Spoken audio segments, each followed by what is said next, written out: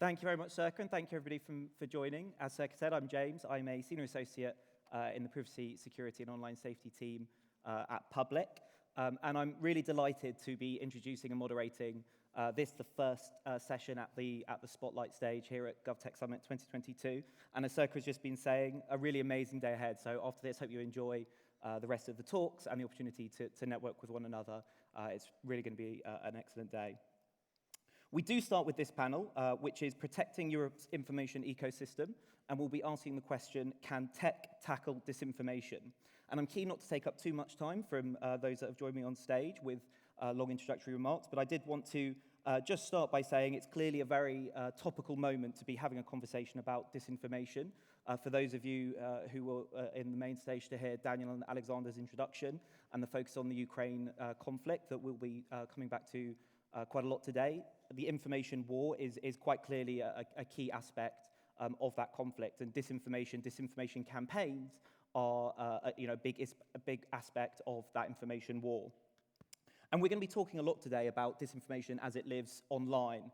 But I also think it's important, as we go through the conversation, to acknowledge the offline, real-world impact that online disinformation has, the Ukraine conflict being an example, and we'll also be discussing its ability to potentially undermine democracy and influence elections. So as we go through the course of today, I'll encourage those that are joining me on stage and all of you with us here thinking not just about the online aspect of it, but how this is a very real-world topic that impacts people offline as well. We have an amazing panel that are joining us today, 4 people who are very much on the front line of the campaign to tackle disinformation, starting with Ľuboš Kukliš, who is currently chair of the European Platform of Regulatory Authorities, has previously led the European Regulator Group for Audiovisual Media Services, and still leads work on disinformation in that group. We have Paolo Gori, who is Secretary General and Coordinator of the European Digital Media Observatory, a multidisciplinary group of experts who together are trying to better understand disinformation and provide assistance to those who are tackling it. We have Andrea Liebman, who is a senior analyst at the Swedish Psychological Defense Agency, a government agency in Sweden that is tasked with identifying and countering malign foreign information influences, including disinformation. And finally, we have Amit Dar, who is a senior director of strategy at Defense, a leading trust and safety tech company whose tools can be used to counter, amongst other things, disinformation. So very much welcome to all of you today, and thank you for joining. Yes, thank you. Thank you. We're going to try and cover a few themes here. I believe Circa was telling you about ways to enter in questions. Please feel free to do that during the course of the session. If there are questions that are relevant to what we're speaking about, I'll try and weave them in. Otherwise, we'll come back to them at the end. Got a few things to cover. We're going to start by talking about the evolving challenge that disinformation is. And a question to each of you to begin. Looking at the last 12 months, how do you think disinformation and the challenge of disinformation has evolved in the last year, the last 12 months? Ľuboš, maybe starting with yourself. Thank you, James, and thanks for the invitation. It's great to be here. Well, yes, I think, the situation in Ukraine, the attack of Russia on Ukraine really made many people focus on that this is actually happening and that, disinformation can lead to many bad things in our societies. And since Slovakia, which I come from, is at the border of these things, and we see a lot of disinformation campaigns trying to influence the political situation in Slovakia, and really, you can almost tangibly feel that it's really tearing the society apart, because you have families that they are now living in different worlds. So these things are actually happening. Now we have to also acknowledge that this is not just the disinformation themselves are doing it, just the information that people are getting. That there are actual feelings, there are things that already pre-existed, in those in society, in the lives of those people, which then disinformation can actually trigger. But the disinformation, I think, can really harness the bad feelings in people, frustrations, unhappiness, these kind of things, and activate them to do things, or at least coordinate on things that can actually lead to actual harm. And this is the main danger that I see in disinformation, and this is why we need to act accordingly. On the bright side of the things, if I may say that, is that okay, now our government, for example, and governments in all EU countries, people that were, previously saying that probably, freedom of speech is much more important than any kind of harm that disinformation can bring, probably, or a lot of them don't think that anymore. So we can actually act. So, for example, in Slovakia, we now have a law that authorize the Slovak Media Authority to do things in this regard. It's not that you have a hard legislation, it's not that you are punishing people for sharing disinformation, but we actually have a legal ground on to follow these kind of campaigns, propose solutions, and predominantly, and most importantly, work with the social media to actually make them apply their own community standards in a way that they can do in major markets, because that's the problem of Slovakia or many other smaller countries, and especially in eastern part of Europe. Just now talking from the European perspective, of course, globally, there are problems in many other places. But we have that they are just not focusing on our markets, in any kind of, substantial way. So we need to make them to really make the effort. We need to make them to invest and, to protect their users, even in those smaller markets. And this is what we are doing currently. And we'll certainly be picking on some of those themes through the course of this conversation. Thank you. Paula, what are your reflections on how the challenge has evolved over the last 12 months? Yeah, so I would say first, like the COVID-19 pandemic and then the war, they showed us that disinformation is not only about elections, as often we were thinking. Many researchers were saying this already years ago, and now it became evident to the society, actually, precisely because it impacts our life. So it is a theme that actually is becoming more evident in society.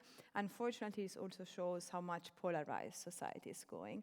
And this is, for example, I just wanted to mention an example we saw in our research is that the same actors that were spreading disinformation on COVID-19 are now spreading disinformation on Ukraine. So they might not be experts actually in the sector, it's just about spreading disinformation.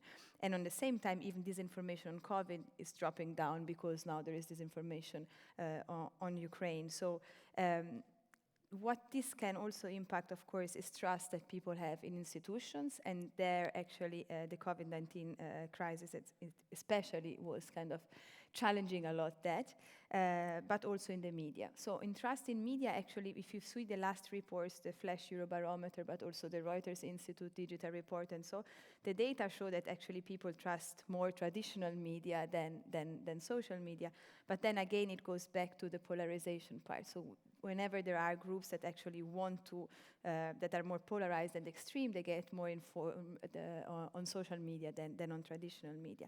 And on what Ľuboš was saying, I think it's very important indeed to have collaboration with the platforms, but also make sure that there is more granularity of the data and also of the actions. So the smaller countries have, and actually all member states and in general all countries, they have different languages, different cultures, different minorities, so we cannot just have a very large and global approach. We also have to make sure that these are addressed as well. Really interesting. Maybe before we move on to Andrea, I think the interplay between misinformation, which we saw quite often in the context of COVID, and disinformation is an interesting thread maybe to pick up at the outset. Do you maybe a couple of words on the role of misinformation and how that feeds into the ability for disinformation to be harmful?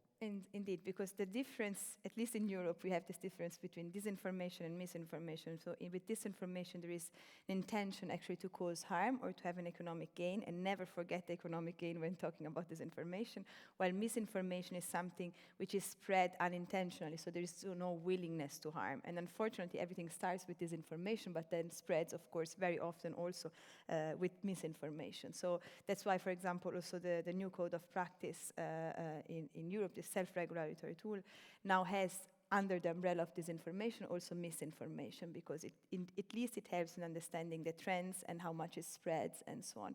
Of course, understanding the intention, detecting the intention is very difficult, so this is something that we still have to work on. Thank you. I think that distinction between the two is an important thing to kind of set up from the outset. Andrea, your reflections on the challenge over the last 12 months? Well, we've seen, just to build on what the other speakers have said, we've seen an explosion of misinformation that leads me to disinformation in social media, in our digital world. We already are in a situation where our democracies are eroding slowly. So that's my take, but I will build on that a bit more. I would actually go back to 2018 and say that the social media companies, they have put forth policies. They are trying to tackle disinformation spreading in their channels. At the same time, we also have other actors, private actors, and others that are really trying also to identify, monitor, to mitigate the spread of disinformation. But what we're seeing is that threat actors, state and non-state actors, are modifying their ways. Today, they've become much more deceptive. They're much more hidden. They work in the past, let's say not just 12 months, but probably since the pandemic. They've gone from large bot networks that were more easy to identify today. I mean, the platforms and others have worked on improving AI to identify these sort of malign information influence campaigns and the spread of disinfo. So the threat actors, they have now gone from large bot networks to less accounts. They basically are more targeted. We're also seeing something that we call disinformation for hire. We see the use of proxies, PR companies, for example, influencers, journalists, freelance journalists that are paid to produce material that is then sort of twisted, put on websites that harvest information that can then be spread on different platforms. So this cross-platforming makes it also much more difficult to identify where it actually comes from. And last but not least, we see the use of many different platforms. We've seen examples of 200 different types of platforms, not just social media, but blogs, fake websites, and so on, so that it really gets like a broad network of use. And we see hashtags being hijacked. And this goes into the what the other speakers have said, that it really amplifies the worries that we have now. Each country, they have their own vulnerabilities, and this is what the threat actors target. In Sweden, for example, we have the application to NATO, we have the energy crisis, and a few years ago, NATO has always been of interest, but we have, for example, a refugee crisis since 2015, and that is just slowly building. And so towards our elections that we had the September 11, we could sort of, and the security situation in Ukraine, that impacted the way these threat actors target our populations, our interests, our decision making. Thank you, Andrea. I mean, from a slightly different perspective, as an innovator working for a technology company, your reflections on the last 12 months and the threat of disinformation? So it's gone mainstream, basically. If disinformation was around, and really the first time we really were aware of it was 2016 in the US elections. As my fellow panelists said, it's everywhere. It's for hire, it's for profits, it's for corporations, disinformation. It's weaving and webbing into podcasts and blogs and the use of authentic users who take misinformation or are being weaponized and abused without their knowledge even, that they're doing this thing. And there's a news story every half hour about disinformation in the world, really. And so there's a lot to profit from it. There's people who are profiting from it. And the people who are monitoring it and trying to fight it have become also sophisticated. And I think the general public now knows, especially after the Ukraine-Russia conflict that started, there's means and methods to combat disinformation as well. It's not like we're sitting idle these days and just like, oh, we don't know how to deal with this. There's actually things that we can do to fight back and bring more light into these type of things. And so generally, we're seeing it go mainstream, and we're seeing the general population understand that it's happening, and then new and novel approaches to combat it at the end of the day. And then in response, sophistication from threat actors to try to circumnavigate those guardrails that we have been trying to put up at the end of the day. Thanks, Amit. We heard from all of you there about the last 12 months. Looking ahead, about how you expect the problem of disinformation to evolve in the next 12 months and maybe beyond. What are your reflections on that? And perhaps I'll segue in another question there, which is, are there any other areas? We hear a lot about health, national security and defense as arenas where disinformation can have a particular impact. Are there any sort of what you may call unconventional areas of public service or other aspects of life that you would anticipate disinformation focusing on or being a threat to in other ways? So your reflections on how you expect the disinformation problem to evolve and whether you think there are other areas of public life where the threat of it may become more pertinent in the next 12 months and beyond. Maybe actually if I'll start with Paula, why don't you come in on that? Yeah, so for sure what we saw in these last months is that whenever a topic is quite high in the agenda, in the political agenda, disinformation arrives. And we already see and we expect a lot of disinformation related to the energy crisis, for example, in the next months, because this is what will cover basically main of the public debates. But let me also say that often, I mean, we are talking also about foreign disinformation, but the foreign disinformation spreads internally only if it's picked up by internal spreaders. So it's just if it enters but no internal spreader spreads it, then it doesn't really spread in the country. So what we see in general is that there is the international narratives of disinformation, and then there are the local ones, which are very much related to the political situation of a country or a given election, but also something special that happens in a given country. And then it goes back often to actually hashtag hijacking. So you basically take the same hashtag and you put it on different disinformation pieces. So in general, what we can expect is, of course, on the energy crisis, but I would say whatever is key on the agenda, high on the agenda in a given country, is then used to spread disinformation on many other topics as well. And we guess it will continue, for example, now on the war in Ukraine, I mean, using internal elements to then continue spreading externally the information. Thank you. Amit, perhaps to you, about the next 12 months and other areas where disinformation may be prevalent. Yeah, election integrity is going to continue to be on top of mind. There's going to be an election in many places in the world, and every country that's going into an election is worried about this. It's being seen everywhere in the world that there's actual trials to manipulate outcomes, and every election we go through, we'll have to deal with that. And some countries are better prepared or have more resources or have a bigger population, so the tech platforms care more or less around them. But it's going to continue to be a theme that people are concerned about. The other thing is stock manipulation. We saw meme stocks, whatever, 18 months ago or so. It's still happening in the background. Trade around different industries that have now become more political and scrutiny around it. So the chip industry, we're going to see more and more things bleed into the commercial aspect of things with ties back to nation states and political aspects, in my opinion. Thank you. And Ľuboš, maybe to you? Well, it's really very little to add, I think. But the thing that disinformation are mainstream is a phenomenon that really, like, almost everybody can use them, and everybody sees that it works. So, for example, small-time politicians are now using disinformation. If you want to trigger somebody, you would say anything, and that's the problem in our country. You would see a major crisis, for example, and you immediately know that there will be somebody coming up with disinformation around that. We had a terroristic attack in Bratislava, very surprisingly, nobody expected anything like that. But it was quite clear what happened there. An 18-year-old guy shot 2 gay people in front of a gay bar.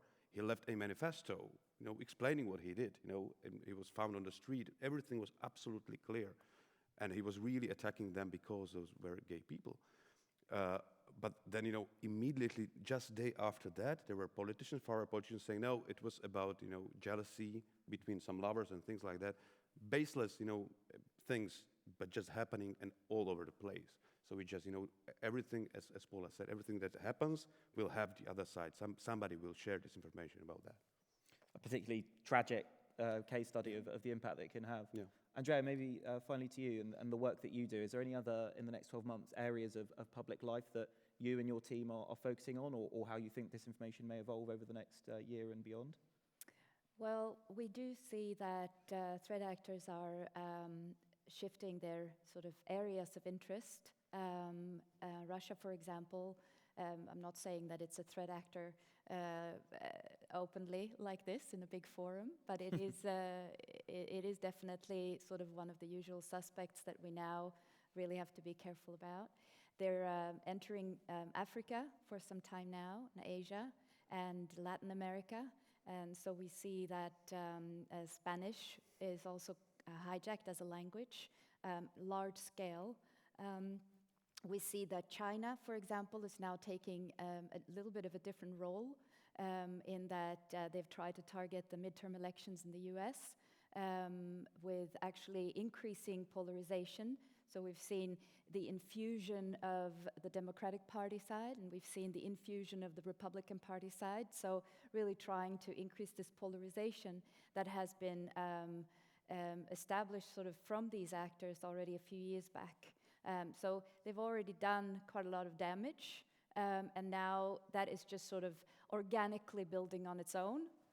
And we'll see, it's obviously difficult to determine what's coming next, but we do see a shift when it comes to sort of demographics and regions in the world. And we also see a shift in legislation, the DSA, for example, the Digital Services Act in Europe, which is a bit kind of maybe a few steps ahead of how the situation looks like in the US. So we'll see how that will impact. That is still sort of yet to be seen, how that will impact how the social platforms are able to tackle disinformation and the spread of it.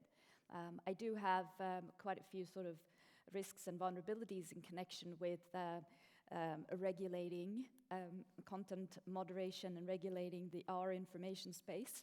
However, but it is still something that will just yet to be seen to see how that will work out. And we'll come back to the impacts of legislation, give an opportunity to expand on some of those ideas. I'd like to turn now to innovation and the role of innovation. We're here at the GovTech Summit, tech playing a key role in all of the conversations we're going to have. So turning to innovation, a broad question to start with, of how can innovation help to tackle the emerging threats that we've just been talking about and build trust online, specifically the role of innovation. Maybe in me as an innovator coming from a startup to begin with you, what is the role that innovation can play in tackling disinformation? Yeah, so at ActDefense, first of all, we've been in the space and combating disinformation for 4 years now. So that knowledge of how to counter it and understanding what happened in the past really enables us to build the right tools and features for our clients to be able to combat disinformation really before it hits virality.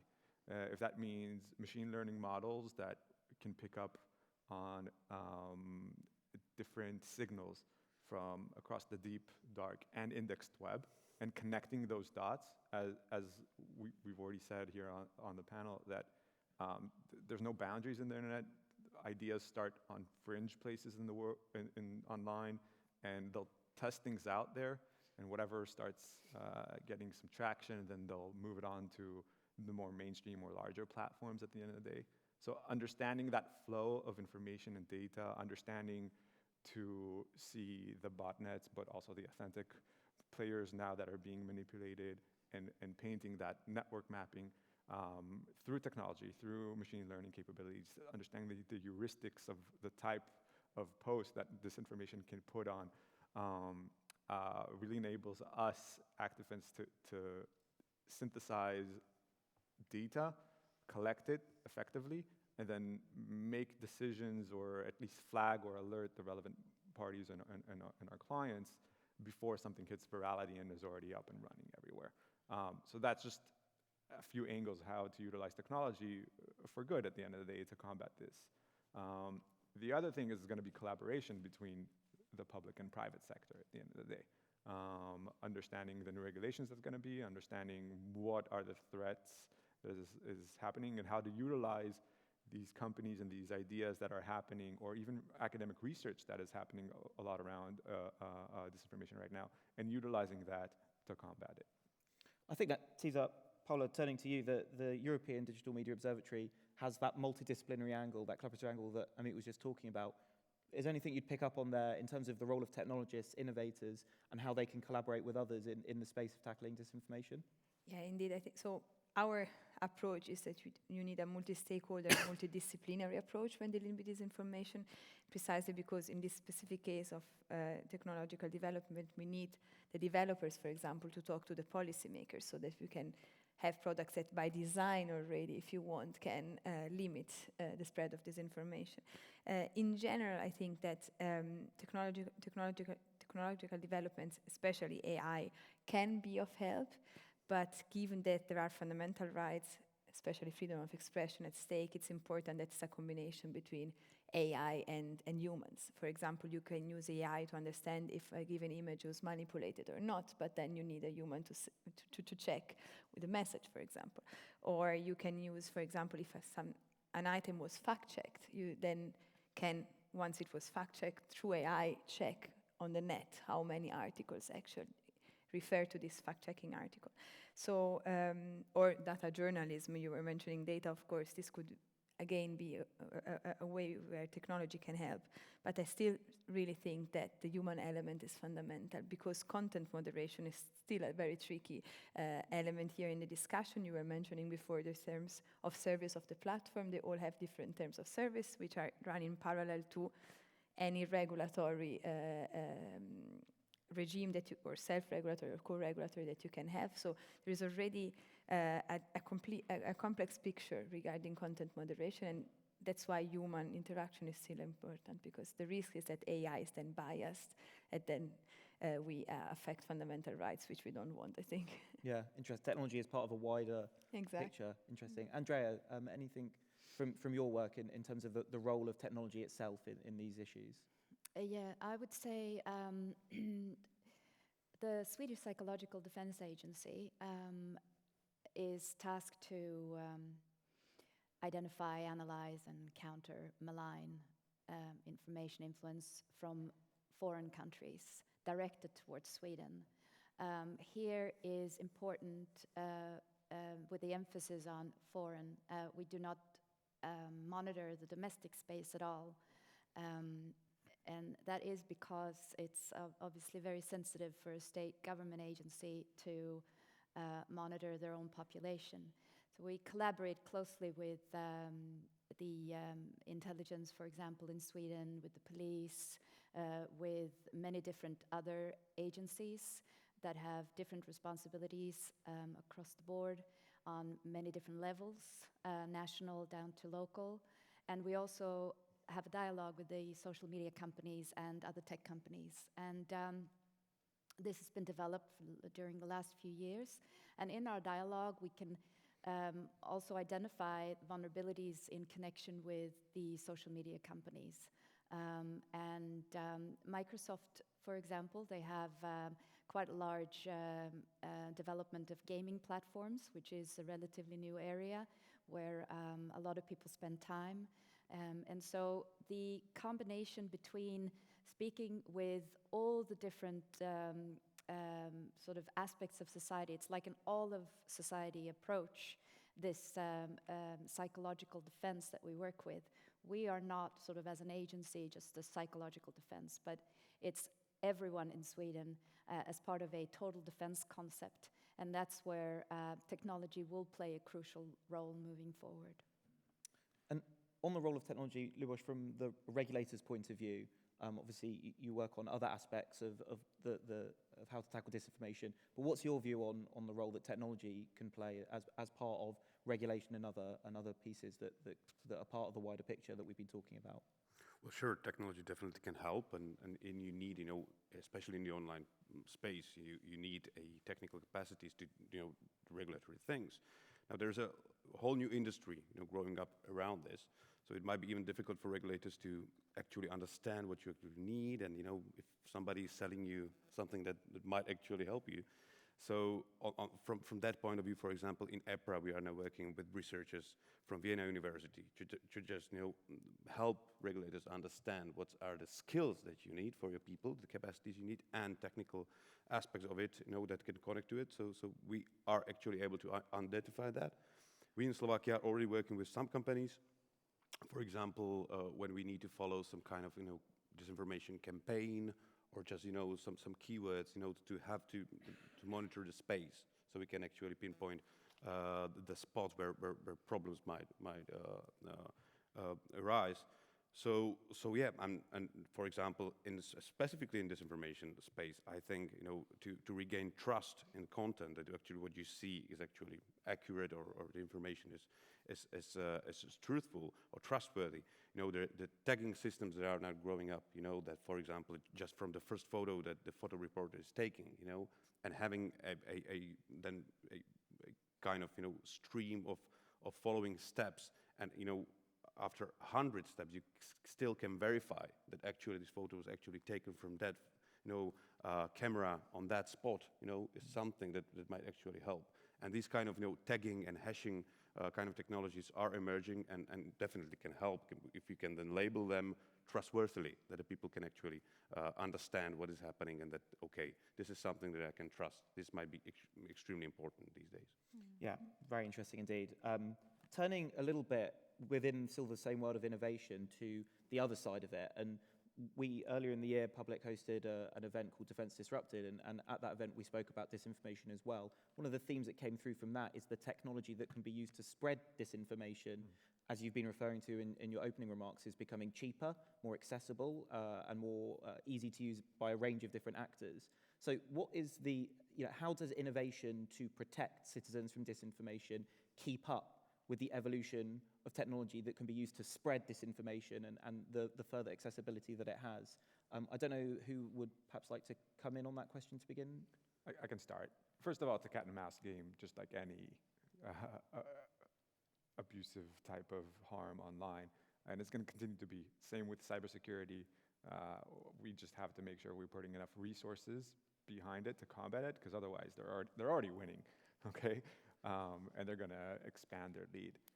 The second thing is education for the public at the end of the day. I think the first time we really saw combating disinformation through just making the public aware was Ukraine-Russia. And there were a couple of instances where like, oh yeah, these guys are trying to spread false claims based on this is what's actually happening. Just flagging that ahead of time really cuts at the knees, right? Before a story can go wild and everything. So educating is a key part, and I think for user safety at the end of the day will probably have the most impact.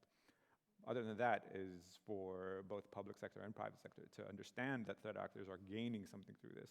So we have to match the resources that they're putting behind them. From a technological standpoint, where we can combat it. We're not gonna be able to circumnavigate that if we're not matching dollar to dollar.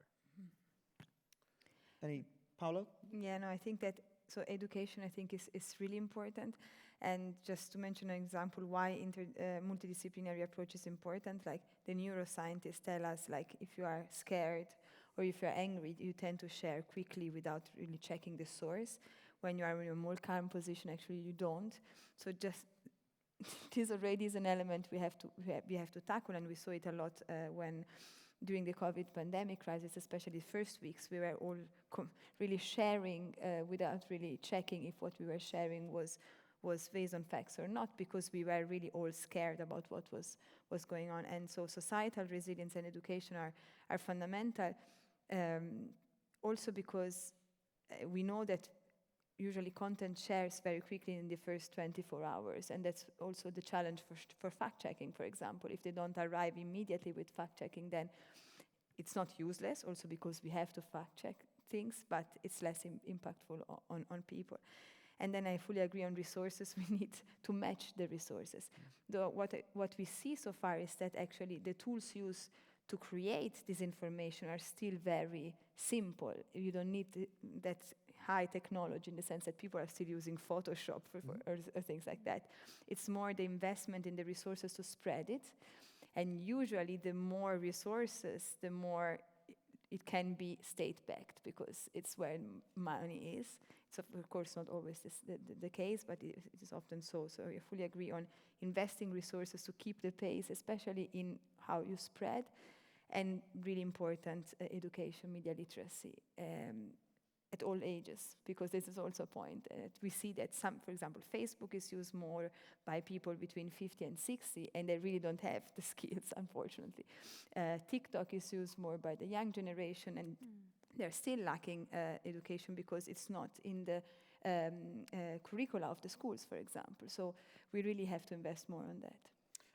The point about media literacy is something I wanted to pick up on. Last week was UNESCO's Global Media and Information Literacy Week, so it's a very opportune time to be speaking about that. And media literacy, I think all of us on stage would agree, has a really significant role to play. What do you think that role, what is the extent of the role of media literacy? Maybe Andrea, starting with you. I know the Swedish Psychological Defence Agency ran earlier this year media literacy campaign in the context of the Swedish elections. So right. maybe your reflections on and learnings from that, and what you think the role of media literacy is more widely. Yes. So also just to tie into the previous question is it comes down to the resilience building efforts in a country.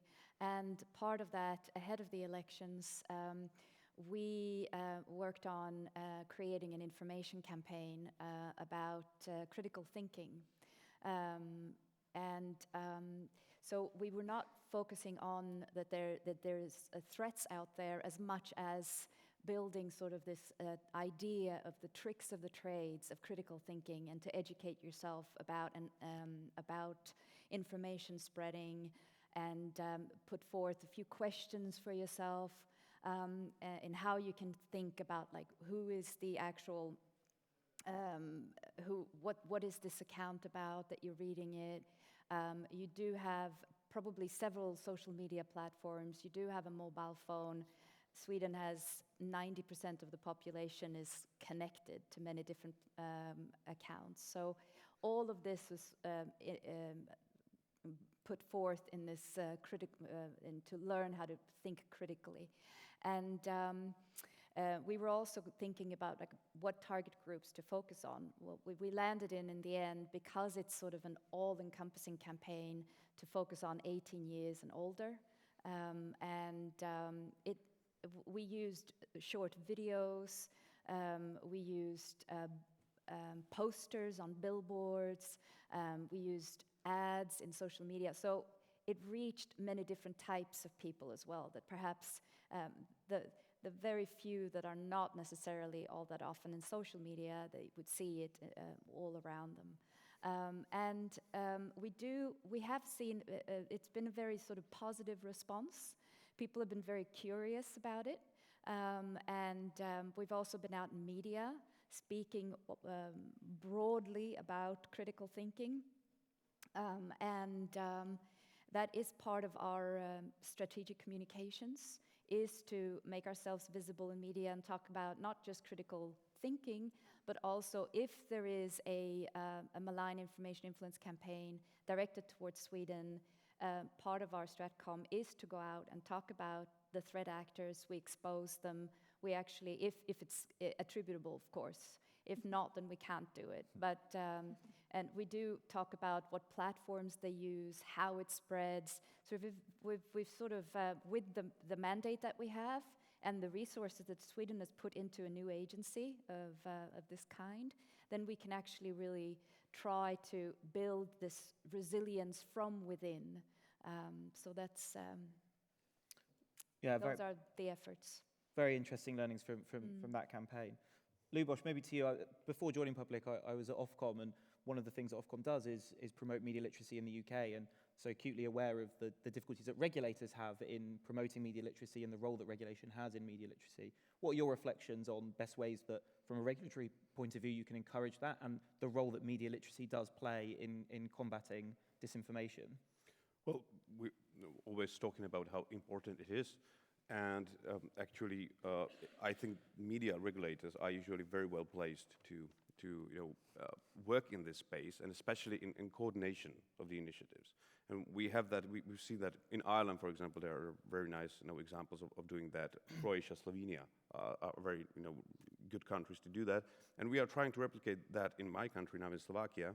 We asked for the competence on media literacy, and just last week, because of the week of media literacy, we convened all the initiatives that we could think of in Slovakia and held them to understand what everybody else is doing and try to coordinate. Because what we've seen before is just there's real wasted potential of these things when they are not working together. That people are putting energy and resources into things that, if working together, might have a can multiply and have a much better effect. So yes, so coordination probably is the best role for the media regulators. Also, when you understand how the companies are working, how the social media are working, for example, because we now have those kind of information. So just convey those information not only to the public, but maybe to people who actually can then do the initiatives themselves. And the other thing is that by working with all the media outlets there, all the broadcasters, and ultimately social media, you can coordinate the campaigns with them, because this is something that they're usually offering. So yeah, this is probably our role, the mediator and the coordinator. Very interesting indeed. Only time for a final question. We're quickly running out of time.